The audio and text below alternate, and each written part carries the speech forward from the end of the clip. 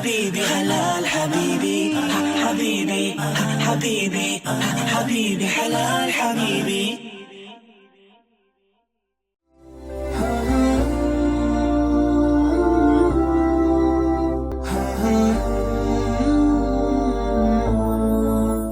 Bismillahirrahmanirrahim. Wassalatu wassalamu ala ashrafil mursalin Sayyidina Muhammad sallallahu alaihi wasallam wa ala alihi wa sahbihi ajma'in. All praise indeed are due to Allah subhanahu wa ta'ala, the creator of the heavens and the earth and what is contained in between the two. We thank him sincerely for making us to witness this Ramadan. I want to welcome you to this program, a reminder this Ramadan. Our topic of discussion is the Kitbah period. You'll be wondering, what is the Kitbah period? This is the period in the life of people who want to get married. You have a spouse, you have somebody you are proposed to that has accepted, and now you are making final arrangements to go into marriage life. In the West, it is called courtship.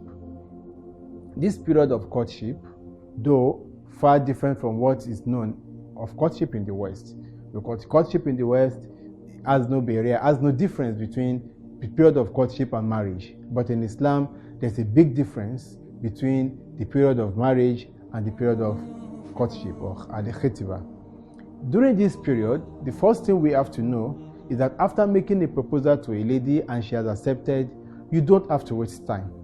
The next thing is for you to start to plan your marriage. You plan to know yourself and start to plan your marriage. At this period, the two of you are still strangers to yourselves. You don't have to do anything that you are going to do in marriage together. Now, the familiarity will have increased. You will have known yourself so much. You will have gone to your families.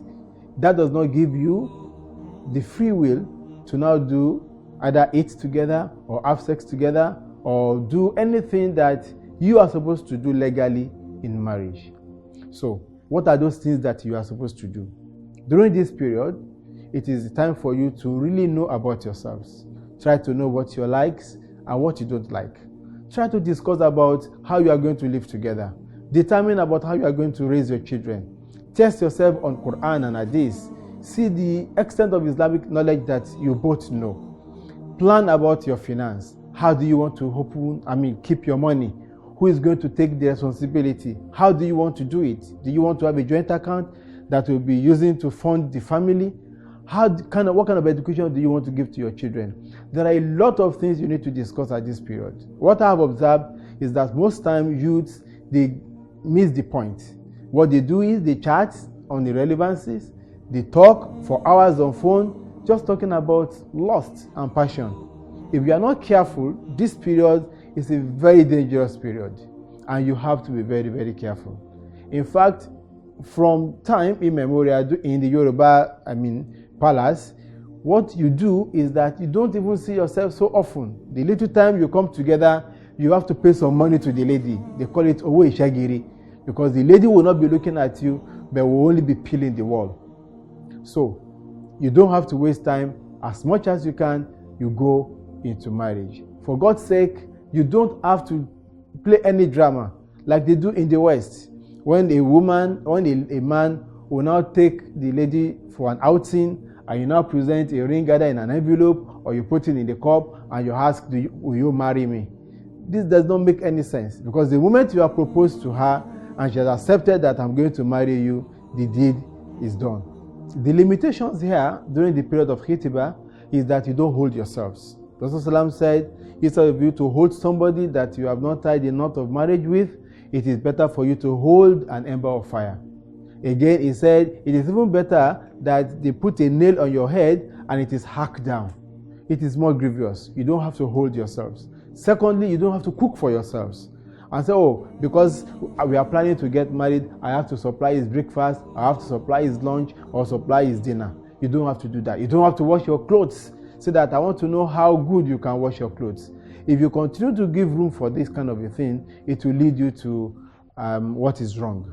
Again, you don't have to go out together to cinemas or to bar beach saying that you're just trying to know yourselves. If you must meet in a place, in the mosque, in your homes, where there are people not in any kind of seclusion and not in places that are wrong, that can make your passion to be increased and make you go into what is wrong. What you need to do is now to follow the process until you now get to the time of marriage. I want to advise that you don't do anything that is wrongful during the period of Kitbah, so that you don't earn the wrath of Allah. This is the period that you have to move away from sin seriously, because the scholar said the more further you move away from sin before marriage, the better reward you are going to earn in that marriage. And the more sinful you engage, or the more sin you engage in before marriage, the more agony you are going to find in your marriage. I pray that Allah will continue to be with us during this period of Al-Kitbah for those who are in it, and Allah will make your marriage days come to pass. Wa sallallahu ala Muhammadi wa ala alihi wa sahbihi ajma'in. Wassalamu alaikum wa rahmatullahi wa barakatuh.